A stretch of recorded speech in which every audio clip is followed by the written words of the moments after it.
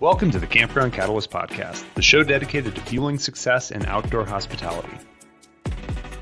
Whether you're an outdoor adventurer, a campground owner, or looking to build your legacy in outdoor hospitality, you're right where you need to be. We're here to guide you through the fascinating world of campground management, unique real estate strategies, and the gratifying opportunities created by outdoor hospitality. Our mission is to inspire and equip you with the knowledge and insights you need to build a successful business and create a legacy worth leaving. The Campground Catalyst Podcast is proudly sponsored by Beyonder Camp, your trusted outdoor hospitality experts. Subscribe now, join our active online community, and let's ignite our passions and potential together.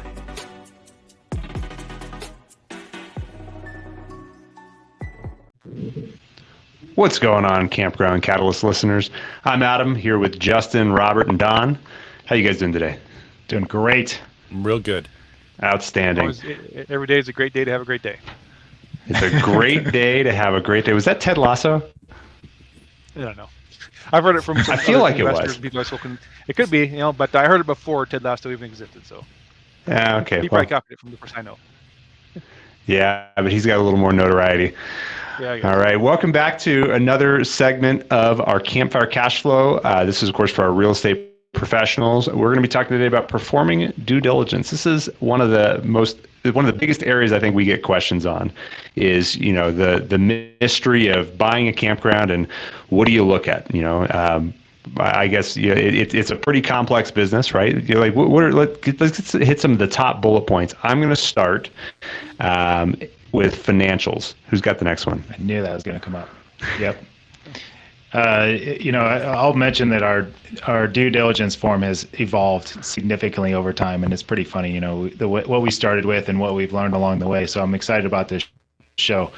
But, I think really it's, I'll go with occupancy is kind of next. That has to jive with the financials. Who's next? Very good. I guess I'll take utilities. Whether you have septic or sewer, and if they're good or not. How your water is coming. It's in city well or whatever. Make sure all that stuff is good and working and clean, and not subpar or not to capacity. If you have a septic, something to consider, especially want to expand. Yeah, I'm an overachiever. I'm going to look at two areas: the operations. So, does the equipment that's in the property work? And then people. If you plan on keeping any of the staff that's currently there, if you're buying an existing campground, if you have an opportunity to get to know them, they're going to tell you the story behind the story in many cases and be able to help guide you through the things. So do the washers and dryers work? Does the lawnmower work? When was the last time it got serviced? Go flush some toilets before it even gets to the septic system. See if it's actually operating and working. Yeah, good point, Robert. And some of the things that you also don't think about are things like government. Talking with the actual cities and counties and states that you're working within, but no, there's some of the ones you guys are mentioning are big, and a lot of people don't consider the people, Robert. That's actually one that often gets overlooked. People think about looking at the business and they think about looking at the tangible assets, but they kind of forget about the heart of the operation, which is, who's actually running the thing in the day to day. So outstanding. As Justin mentioned, this is something that has evolved for us over time. As we've mentioned on the show before, when we got into outdoor hospitality, there wasn't a manual on how to do this. There was some very disjointed information. The best resource we found at the time was a repurposed mobile home buying course on how to buy an RV park, and it very much ignored the people. It ignored a lot of the things that had to do with the types of campgrounds that we buy. It got us through. We did miss some things, by following that system. And as Justin mentioned, we've since enhanced it. So I want to hit on some of the big ones today that you guys mentioned. Justin mentioned occupancy. Talk to us about that. What do you look for in occupancy, and what are the things you'd consider when buying a property? Well, the higher occupancy, the better, right? But there's a lot of different systems out there that everyone uses, and a few years ago it was very prominent that the mom and pops were using pins and 3x5 cards on a bulletin board, and that's definitely a very hard way to gauge occupancy. And it kind of goes into a little bit of the utilities section with Don and having, the electricity usage. What are you seeing and take over while I get my video back. That's right. You're still coming through. Yeah, well, it throws me off, that's for sure. Yeah. So, Justin, I think, well, you were talking about obviously the reservation systems and the occupancy that come from that. And, the thing is, some of these campgrounds we're looking at, we've got one in our portfolio I'm thinking of in particular. We had no way to actually gauge what their occupancy was. We kind of had to trust what they told us because they never had a reservation system. They kept everything in QuickBooks as just, statements, right? Yeah. Yeah. And so comparing it with tax returns and what is actually getting reported, what's accurate, it's a little bit of a game, but the occupancy you could find from various reports. Sometimes you got to really dig. Some of the systems out there are pretty hard to read, but understanding where those occupancy numbers are coming from, can you compare it to actual weekends, right? The times that they're supposed to be higher occupancy periods. Okay, what about when you look at a campground and they show low occupancy? Is that an opportunity for you to fill the campground up, or is it a red flag? Maybe. Either one. What do you say, Robert? You got something coming out already. Yeah, it definitely is a red flag of what you're looking at if they weren't able to make it operate. And if you're getting into this particular space and you're going to buy a campground, you usually are more on the optimistic side. So it really would be a red flag. It's not a checkered flag. It's not the end of it yet. But I definitely would be then digging into other things. Like you brought up, what is the electrical usage been like, if there's any utilities? I'm also going to look at one other thing, because we recently had a park that was just this way. The owner said, "Oh, it's always full. We always have a full park."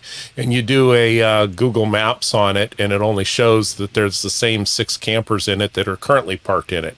Well, we just happen to be in a temporary lull. Okay, what's the reality? What has really been going on? What have you gone through? So I think that you'd have to dig and find out the question behind the question there as to why is it empty. Yeah, marketing is a big piece of that, right? If you feel like the property hasn't been operated correctly, or if there's opportunity to expose the property to the masses, I think then, yes, red flag. How hard is it going to be? But the main point here too is not to pay for the opportunity. We've mentioned it in the past. You don't want to dive into a property because you think that it's going to do better. You can have your own business plan. You can, set your goals. Another topic we just talked about recently, but setting your goals to make sure that the property is as profitable as possible. But a lot of times, I think it's a best opportunity for us to run into a property that's mismanaged. We don't want to see a property that's got a lot of due diligence problems, because it's a lot of money you got to put down and make the park operational again. But if it's mismanaged, we feel like it's a better opportunity for us to turn it around and generate additional income without a huge influx of cash. One thing, go ahead, Don. Yeah, well, I think part of that, for the due diligence on that, just to kind of see what the occupancy is or could be, I guess, it'd be to look at the competing properties that may be nearby. Are they filled? If there's 3 properties, within 50 miles or something, they're all filled up every single day, then yeah, it might just be something about mismanagement. Maybe it's the guy running it is a jerk and nobody likes them, or they're way too overpriced and with no amenities. So it could be something that could be a simple fix, or it could be that the place stinks because it's built over a sewer. I don't know.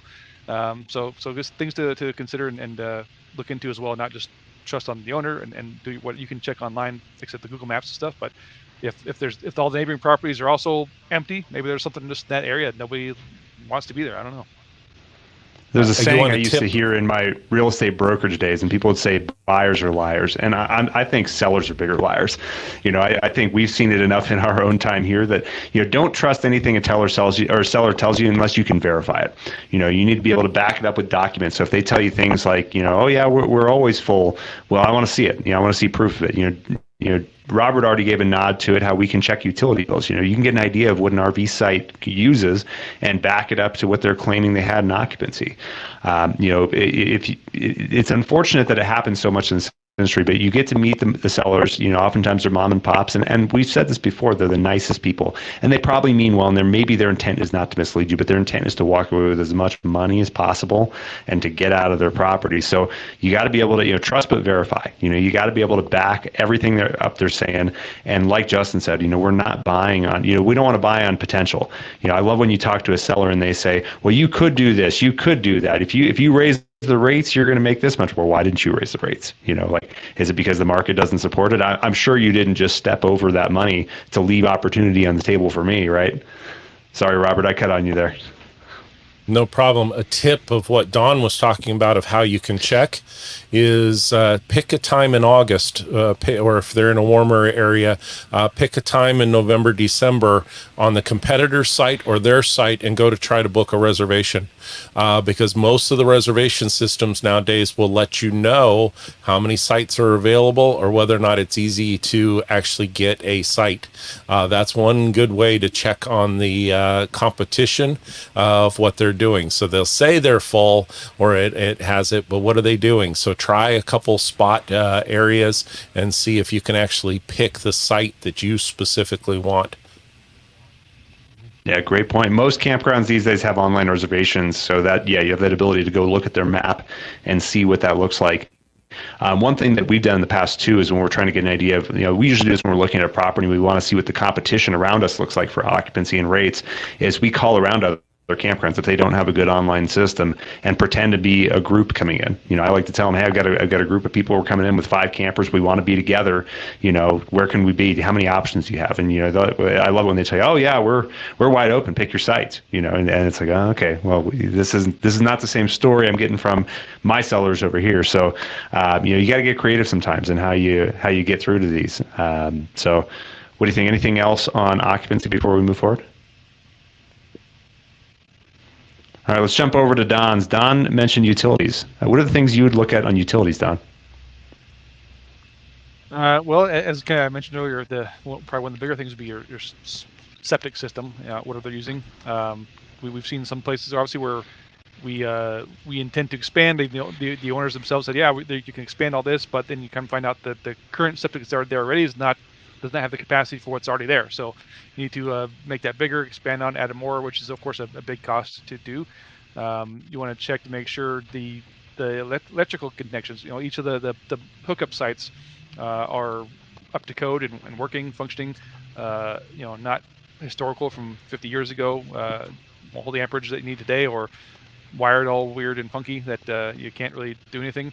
And of course, make sure the water is clean. You got potable water and not sewage leaking into the water for people to drink. So things that are very essential, obviously. Let's see what else. I don't know. You tell me what else. Don, we actually had a park where my wife and I took our, at the time, Class A 50 amp with both air conditioners on and drove it to 10 different sites and plugged it in and then turned on the AC and turned on the AC and turned on the microwave. And we realized that about half of the sites had some sort of electrical problem that was in it, the electrical supply line, and it got worse after a rainy day. Well, that's not just checking the box and taking one of these $30 testers that you get off of Amazon, actually putting it under load and being able to see that. If you don't have that ability within your contract to do something like that, then you're running into potential problems that could be thousands and tens of thousands of dollars because you're the one as the new owner that's going to have to take care of that equipment and that electrical part. What does the panel look like? Pop open the panel, the supply line, and see what it's there. If you're doing due diligence on the utilities, have the local utility company come out because they're the supplier. They're the one that's responsible up into that box, and usually they're the ones that have the meter. So it's okay for you to get that equipment, that utility company involved with it, and they are there to make sure that their meter is being serviced correctly, etc. If an owner isn't willing to do that with you, now we're up to 2 red flags. Yep. Yeah, the electrical is a big piece of that, and I'll admit I was pretty naive in the beginning. You saw a pedestal with 50 amp connection. You're like, oh, it must be wired correctly, right? Well, it just because it's there doesn't mean it works. And certainly, how many times have we seen, like Robert, you're saying, the power consumption, it gets worse down the line. So if the park is not wired correctly, and was it in series? Is that the right terminology there? Where it just, you want home runs on your pedestals. That's the best. Yeah. So if you're at the end of the line, the 6 people before you have their 50 amp 2 ACs going, then you might be out of luck at the end as a camper. But it's even more problem if you're the owner, because that's an inherent problem with the electrical. So definitely something to look at. And we've run into different problems too with a property that has missing transformers. How do you even operate the electrical in the park? How do you turn it off? How do you service it? Right. So there's a lot of different aspects of all of it. Or too many transformers and no shutoffs for them. Yeah, and so which all that combined kind of feeds back to the occupancy potentially, right? So if you're saying people plug into those last ones, they have no power, then why would they come back? And that could be affecting your occupancy too. Right. I think we could spend an entire episode just talking about electricity, because I've got so many thoughts in my head. But one of the last things I'm going to mention on electricity is the wiring itself. It's very common that to cut costs, a lot of campground owners will not run everything through conduit. They'll use direct burial cable, which is rated to go in the dirt. The thing is, it rots. It doesn't matter how fancy you buy it, it rots. So if you're buying a campground that's more than 30, 40 years old, you're taking a big gamble. So kind of as Robert mentioned, being able to do some load tests on that wire, possibly even dig up some of it in spot check it and see what it looks like underground is going to be good for you to know. Because if you have to rewire that campground, that can easily get into the 6 figures, multiple 6 figures to get that done. I mean, you're practically replumbing your utilities at that point there. So Don, one thing I want to mention too, you mentioned the sewer. I want to point out on that, we're back to sellers being liars. One thing how many times have we heard it now? The city sewer is right across the road. So all you got to do is tap into that, right? We've heard that before, and yes, there may be a city sewer line across the road, but this is what I mentioned, of course, earlier, doing due diligence with the government, and getting a hold of that water sanitation board and finding out their wastewater plant is full. They can't take on any more effluent. They're at capacity, so that's not an option. Right. So the antiquated now septic system on the property that you failed to inspect because you were banking on, tying into the city sewer is in need of replacement or upgrade. And now you're looking at another, high 5 to 6 figure bill to get that done. Water, I think, is one thing I want to add there too that we didn't talk about. We have our list of preferences. Like if you look at the beyond our acquisitions criteria, we always say, of course, the city sewers tops and city waters top 2, because one thing you have to think about, and of course, you have parts of the country, there's no option but to have well water. But you are now providing safe drinking water to your guests, and that's a very big obligation you hold. That you have to make sure you're not going to poison people with your water, which means regular testing. It means that if your tests that go back to the state lab come back too high or too low in certain areas, that you now have to put in very, very expensive systems to process that water. So, don't trust the seller again who tells you, oh, we have great water, we don't have to do anything to it. We just, we just throw a little chlorine in it, because some states mandate the chlorine, and, but then what they're not telling you is that it's actually much worse than you think it is, and they're borderline, being non-compliant, because without water, your campground's dead. So, anything else on utilities? We call these areas the due diligence because you want to check those things. And we actually put the clause in of the, I'm going to use a term here, take your shit with you clause. And the reason for that of the septic tanks is we want to also be there. We want eyes on the actual box because as they're pumping out, you can get the company to let you know what the condition of it is. Are there lines of where the waste has been without getting too graphic? Are there cracks that are in it, those types of things? So by demanding that or having that written into the contract, then you get an opportunity to actually do a level of inspection that otherwise wouldn't have been done. Yeah, and I'll say most states we've found require at the time of sale for a septic permit transfer a pump out and inspection, and that's just something to think about if you're a buyer getting into the space. We make that an obligation to the seller. And I think the conversation to have around that is, hey, we don't want to be responsible for your potentially crappy septic system, pun intended. Not to mention we also don't want to be responsible for all the poop that you already made money on. So we don't want to have to pay to have that pumped out. So we want clean tanks and a clean bill of health in the system. Even if you're in a state that doesn't mandate it, it's worth asking for when you're negotiating your contract.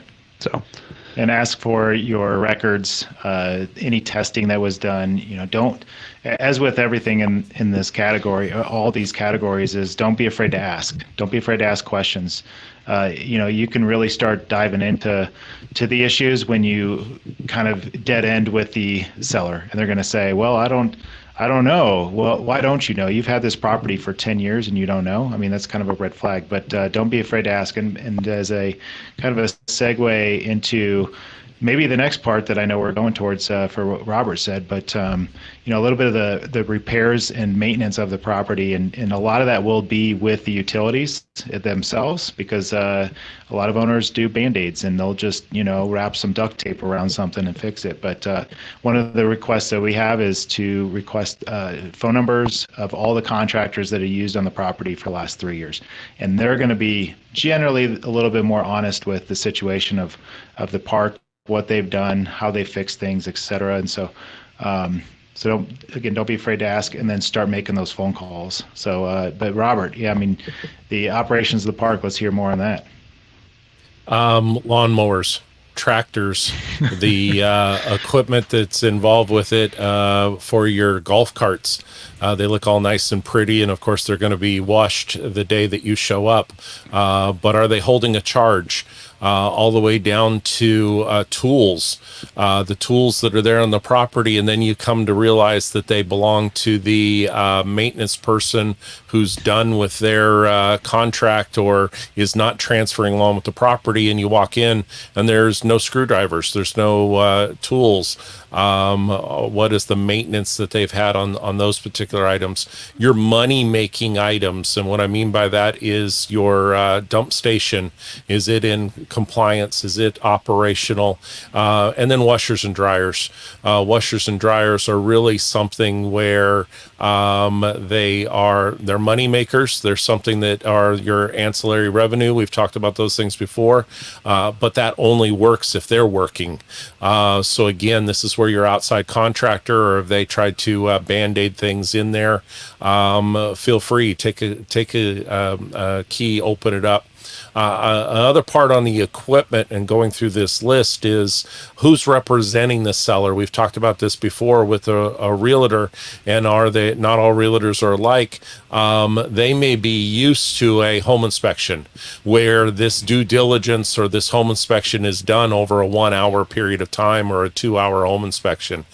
Due diligence for a property the size of multiple acres and over 100 sites, that due diligence is going to take place over a period of 3, 4, 5, 6 days if you're really focusing on the different areas of it. So yeah, we've had plenty of lawnmower that the blade hasn't been changed in a long period of time, the oil wasn't changed, and surprise, there's no records. Yep, absolutely.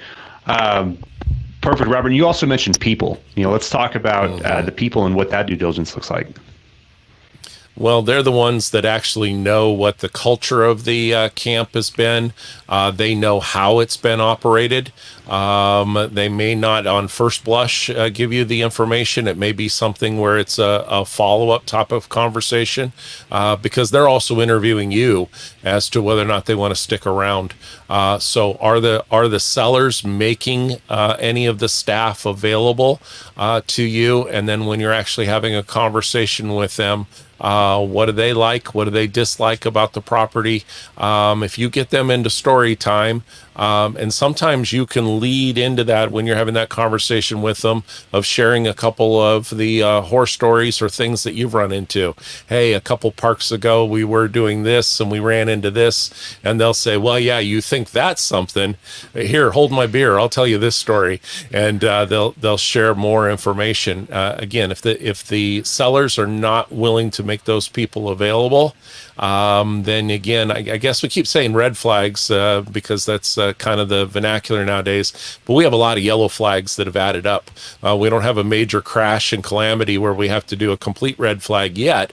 But if you have too many yellow flags, then you're not racing. So we want to make sure that we're not stacking those up. So people, but also for yourself from due diligence, who do you plan on having come in there? Are you planning on having a new maintenance person come in? Are you having new staff come in? Get them involved with the process as well so that they know what they're walking into. I know you're afraid you might scare them off, but isn't it better to have another set of eyes that's on your side of the table than not? Yeah, I'm going to add in there too. So there's a myth amongst campground sellers that if anybody finds out they're selling, they're all going to disappear. They're afraid their customers are never going to come back and their staff's all going to quit. So they want to be hush hush about it, and you have to be careful too, because mind you, if you're buying a campground, you likely signed a non-disclosure agreement with the seller. There's a good chance you did, because they didn't want any of that information going public. So what we've learned, and of course we learned this the hard way, is if you do not have the chance to interview the employees ahead of time, you are setting the employees up for failure, and which is in turn going to set you up for failure. Our experience was when we bought our very first campground. As I mentioned, of course, we were following a playbook that was not made for this industry. We have since created our own, and we'll talk about that at the end. But it was not considerate of employees on the property because, again, it was designed for mobile home parks, which usually have few, if any, employees, maybe a manager and a maintenance guy. And what we found out was we had sellers that did not want us to talk to the employees. They would not let us interview them. And if you think about what this did to the people, these people, first off, they didn't actually find out the property was selling until the night before closing. They all thought it was going to be hunky-dory the next day and they're going to show up to the same owners, and they found out these new guys were buying the property, and technically by the contract, the day we closed, they were unemployed.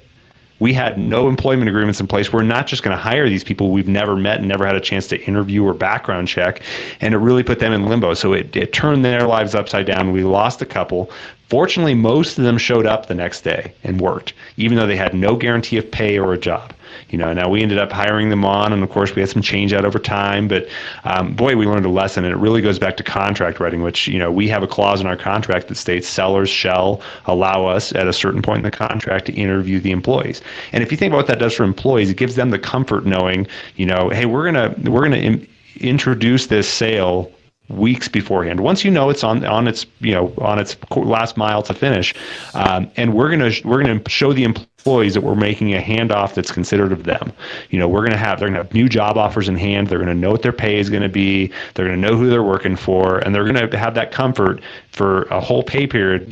That they know their employments are gonna continue and what to expect. You talk about red flags in that, Robert, or yellow flags. That's a red flag to me. That's one we actually are looking at a deal right now that we're going to walk because they don't want to let us do it. So, anything else on people? Well, a little bit added to the people would be the campground guests, and so what leases are in place? Who's on site? Who are you inheriting as seasonals or full time? So. We know what kind of people we're talking about, huh? But just know what you're taking over. If there's anything that would keep. I mean, one park in particular, we're looking at the state. They're breaking the contract with the lease with the state, and or whoever it is. But the point is they've taken the park too far, and what we've found is that it's not even a transferable sale at this point. So it becomes a big problem if you're not running the property the right way as a owner. But if you're ready to buy a property and everyone does disappear after you purchase it, obviously that's a big problem. Why were they there in the first place? But a little bit of added people. Well, very good. Yeah, seasonals that have. seasonals that have added on decks, added on items to it, and that was not in part of their contract. Well, who's going to, in order to be in compliance with the state or the Army Corps or whoever you're leasing the land for, that they want that taken care of and cured? Well, who's going to pay for that? And that's a sticking point. So most definitely. Yeah, we don't have time, unfortunately, to make this episode an exhaustive list of all things you need to do in due diligence. So please don't take this as an end-all, be-all. I'm going to end it with just the last point I made, which of course had to do with the financials. Actually, it was the first point I made, which is the financials. This is really the root of all of your due diligence. This is going to be what helps you get financing, what helps you determine the feasibility of the property, the solvency of it, and the things you need to do. Don't just take a P&L or it's something that the owner sends you at face value, because that is an alterable document. It's something that people can change. And even when they have no malicious intent, people can do add backs, things that are, non-business expenses that they can remove out of there. You need to see the pure, unadulterated, P&L, and then be able to go make those corrections on your own and compare that to their tax returns, compare it to the bank statements, know the story that the numbers tell, because they're going to tell you almost everything you need to know. Don't be afraid to ask for these things, and don't be afraid to ask for a few years of these things so you can understand the history of the business. Like I said, there's a lot more that comes to this due diligence, and we created an entire course on how to do this. And in fact, Justin mentioned earlier, he even mentioned about getting a hold of the contractors and calling them. Well, what do you ask them? Well, we tell you that. It's in our due diligence checklist that we provide with the course. We actually give the exact questions you need to ask the plumber they use, the exact questions you need to ask the electrician, the questions you need to ask the planning and zoning department in the county or the city that they're in when you give them a call. It's all in the course, happycamperuniversity.com. It's going to be linked up in the show notes below. If you are looking to buy a campground right now, or you're doing due diligence right now, it is imperative that you join the Patreon community. You can ask us questions directly. We'll share our wisdom if it's not in the course, or you can interact with other members who are in the community to help you perform solid due diligence into your property and know if it's the right time to walk away or to go ahead and make this purchase happen. So, fellas, did we miss any last points, any words of wisdom you want to share with our audience before we cut?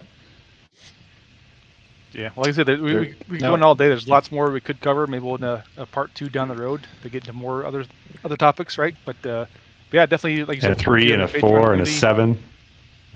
Yeah, the whole year of it, maybe.